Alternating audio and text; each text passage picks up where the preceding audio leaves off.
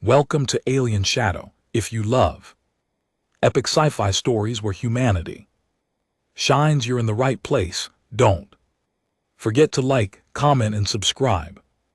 For thrilling HFY adventures, join us and be part of the journey. The broken refugee asterisk, the smoke from the wrecked battlefield still floated in the dark sky like a thick cloud. Broken ships drifted in space, silent and cold. Their lights long dead. Kellen moved slowly through the wreckage in his patched-up salvage craft, scanning for anything useful. He wasn't a soldier, just a mechanic, a fixer, someone who searched the ruins for parts to sell.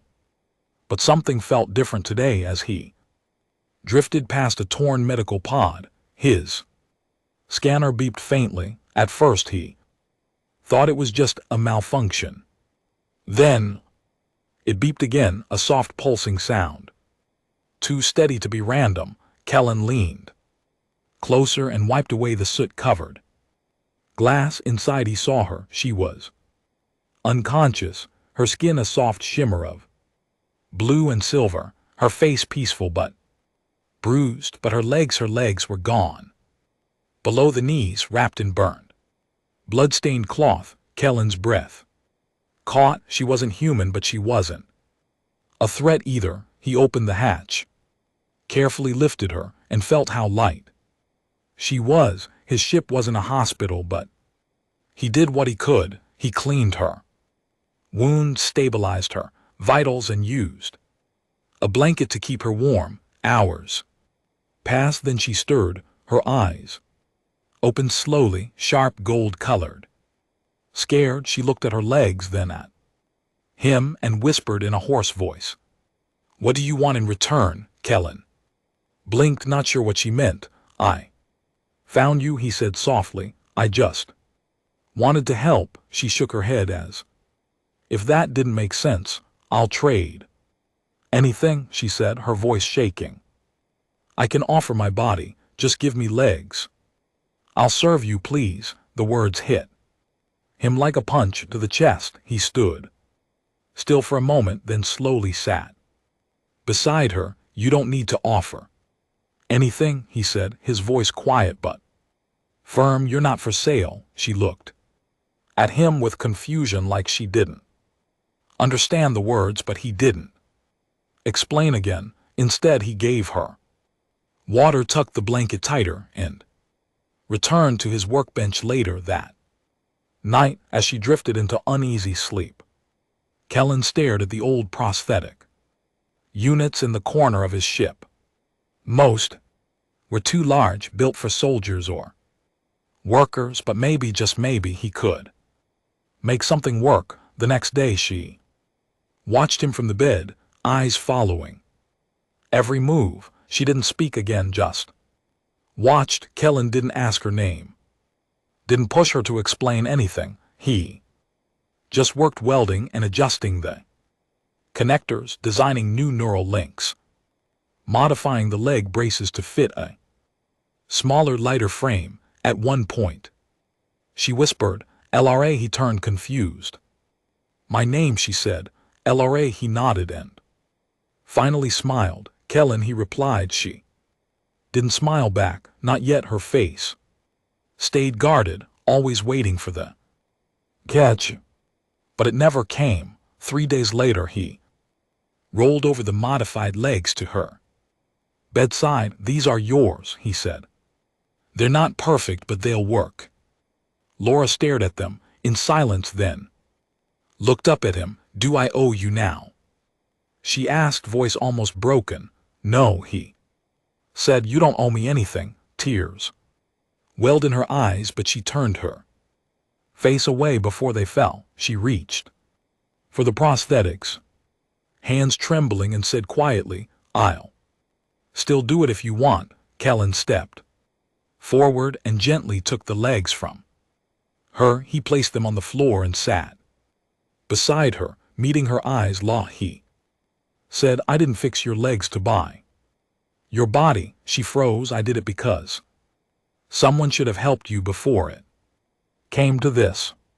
He continued, and because you're worth more than what anyone ever told you. She didn't speak again that day, but when he helped her connect the neural ports to her spine, her hands stopped shaking. She let him lift her gently and fit the mechanical limbs to her body, and when she stood weak and unsteady, she didn't look at the floor.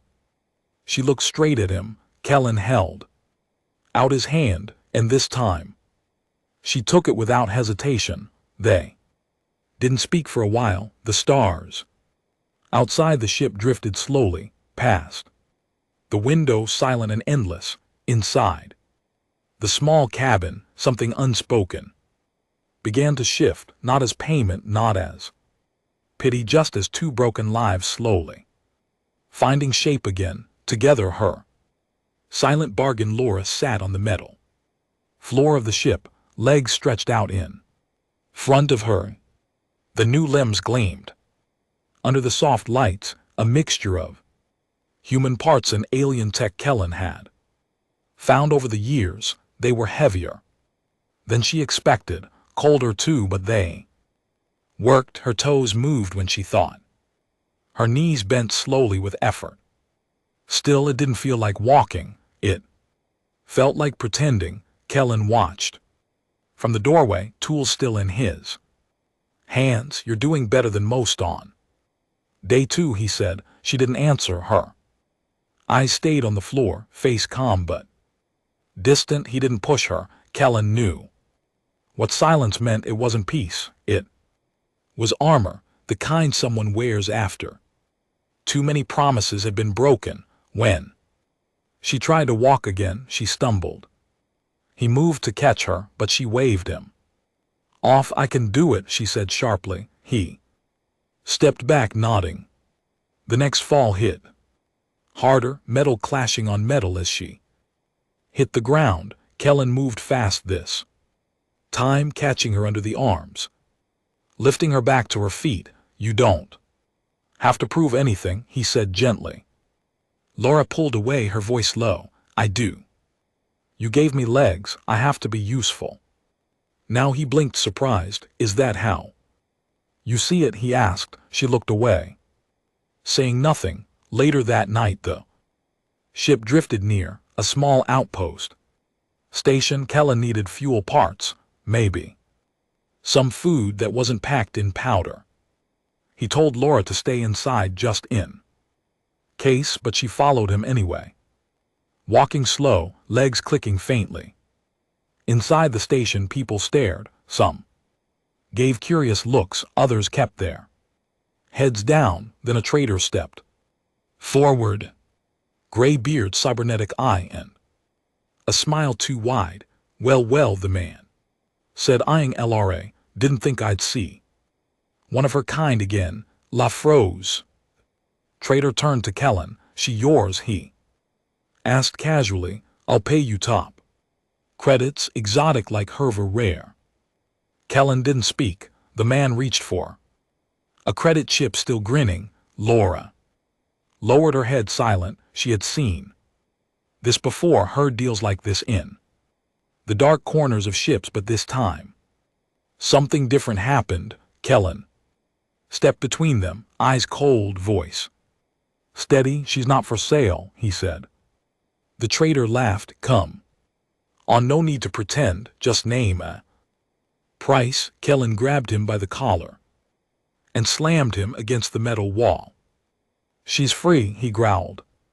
And if you ever talk like that again, I'll tear your other eye out. Silence spread across the room. The trader stumbled back, cursing, but didn't argue. Kellen turned to Laura. She wasn't shaking, but her eyes were wet. Still, she said nothing. They returned to the ship.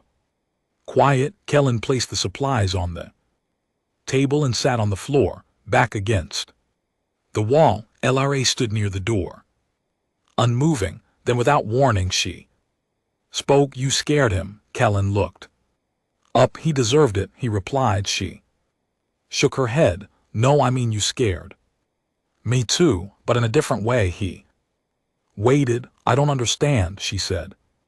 Softly, no. One's ever defended me like that, not. Without expecting something, Kellen leaned forward, his voice calm. Then, it's time someone did.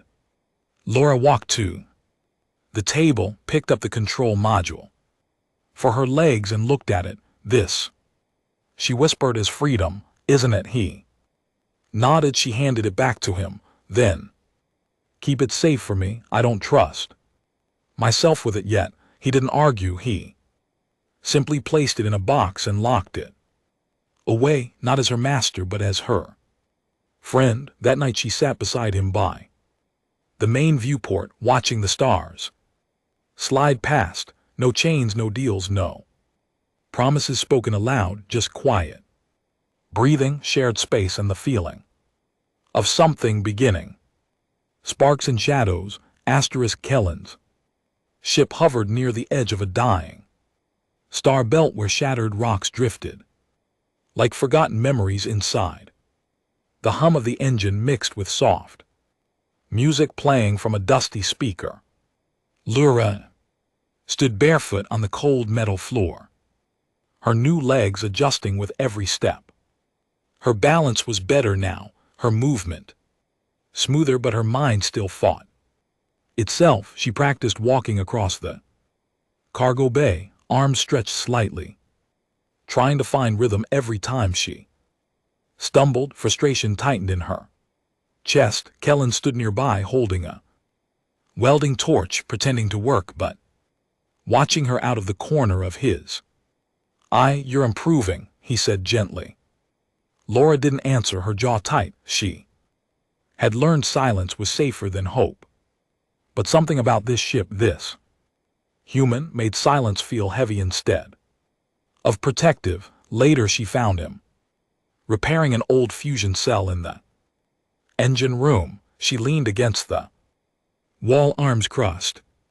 You fixed the gravity stabilizers without saying anything, she said. Kellen looked up, surprised. I fix things, he replied with a shrug. That's what I do. She hesitated, then stepped closer. And what if something can't be fixed? She asked, voice low. He paused, setting the tool down. Then, maybe it doesn't need fixing, he said, looking at her carefully. Maybe it just needs time. Before she could respond, the ship alert chimed. A vessel was approaching, a civilian freighter with outdated markings. Kellen raised an eyebrow. Strange traffic out here, he muttered, pressing a few buttons. He opened a channel and a distorted voice responded, requesting temporary docking. Need parts and coolant, Kellen agreed, out of habit more than trust.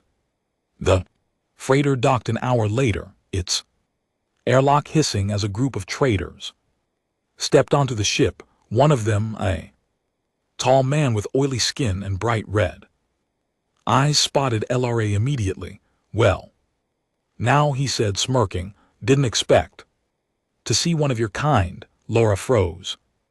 The man walked closer, too confident. I used to transport girls like you back in the early raids, he said casually. Hard to train, but pretty enough. Kellen stepped forward, jaw clenched. The man chuckled, holding up his hands. Relax, just memories, he said.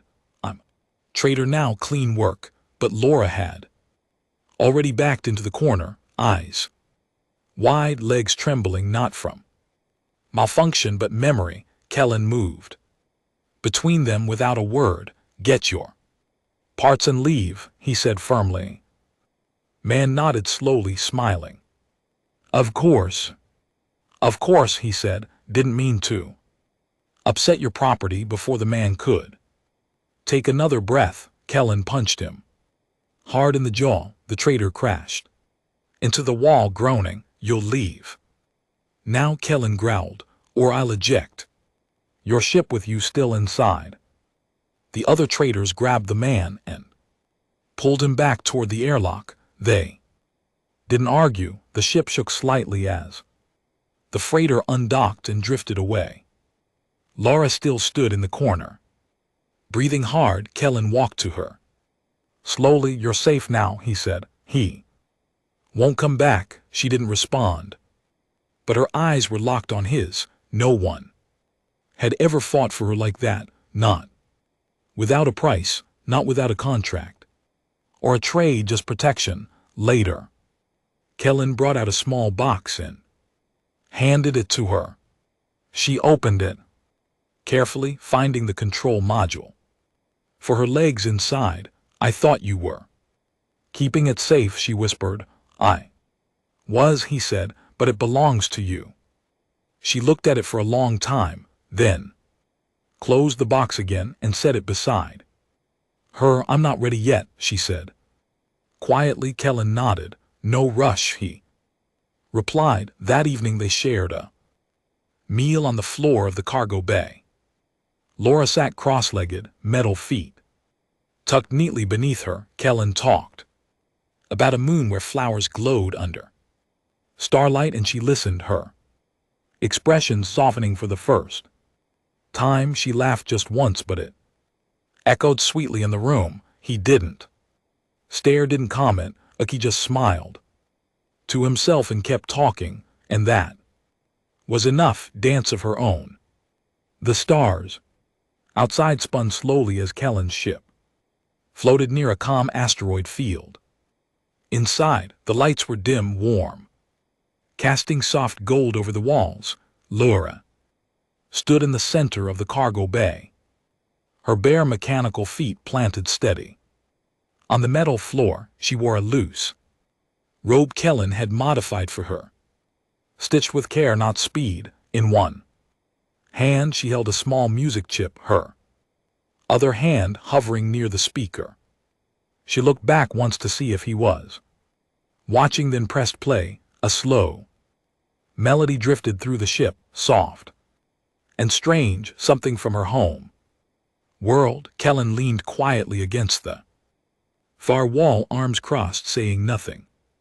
The song made no sense to him, but the way she moved, that spoke clearly. Her new legs shimmered with motion. Each step careful, controlled, like testing the world with every touch. It wasn't perfect, not yet, but it was something more than survival. It was beauty. She moved with her eyes closed, as if she could still feel what her old legs once did. Her arms flowed like water, her hips shifted with the rhythm, her balance holding steady. There was strength in each step, not because the limbs were strong, but because her will had finally returned. For the first time, her body belonged to her again. When the music faded, she stopped and looked at him, breathing softly. She asked, "Was it terrible?" Kellen shook his head. "No, it was honest." Laura smiled, a small, quiet smile that didn't ask for praise, only understanding. She walked over and sat beside him, legs folded under her like they were part of her now. "I haven't danced since before the war," she said, voice barely above a whisper. It felt like the world disappeared for a moment. Kellen nodded, his voice calm. "It's yours." Again, they sat in silence, and for once it wasn't heavy or cold. It was peaceful. Outside, a slow light from the asteroid belt danced across the windows. Laura glanced toward the stars, then turned back to him. "I need to ask something," she said. He looked at her. "Waiting when you first found me, why didn't you take what I offered?" Her voice didn't shake, but her eyes searched his face. Kellen leaned back, thinking. "I've seen a lot of broken things in my life," Kay said slowly. "Some I fix with tools, some with time." He looked her in the eyes. "But I don't fix people by owning them." She swallowed hard, her voice low. "I didn't think I was worth anything without offering something." Kellen's reply came without hesitation. "Then they lied to you." She nodded slowly, the words cutting something loose in her chest. Tears came Not from sadness but from release. She let them fall and he let her. No rescue. No speeches, just presence. After a while she stood again, this time with ease. She walked to the center of the room, lifted the small control box she once feared and held it out to him. Kellen raised an eyebrow. I don't need it anymore, she said. I don't need someone else to carry my freedom. He took it gently, not as her master, not as her guardian, but as a witness. Then he opened the side panel and pressed the final button. The module shut off and disconnected completely. Her legs now truly hers, she turned toward him, stepping forward with pride. Kellen, she said, I don't have much, no ship number credits, no rank, but if you ever need someone by your side, I'll be there. He smiled quietly. I don't need much either, he replied, just someone who knows how to dance with the stars. Laura laughed light and full. This time it didn't echo, it stayed in the room, warm and alive, and when the music played again, she didn't dance alone. Kellen stepped forward, awkward at first but willing. She took his hand, guided him gently, and together they moved, not as strangers, not as rescuer and rescued, but as two people who found something real in the silence of space.